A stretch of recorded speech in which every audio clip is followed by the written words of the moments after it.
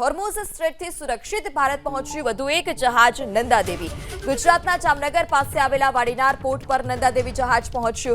Nanda Devi જહાજમાં 46,000 metric ટનથી વધુ એલપીજીનો જથ્થો ભારતમાં લાવવામાં આવ્યો છે।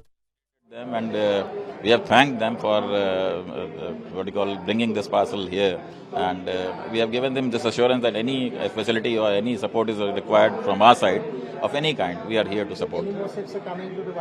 So we are in regular touch with the Ministry and Government of India. So as and when we get this information, we are in readiness. So whenever we get the information, we will handle it. Thank you. Thank you.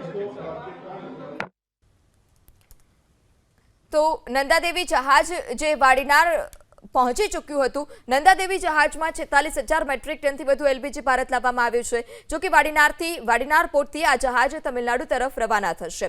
સોમવારે ગુજરાતના Mundra port પર શિવાલિક જહાજ પહોંચ્યું હતું, જેમાં 45,000 metric ટનથી વધુ એલપીજીનો જથ્થો હતો।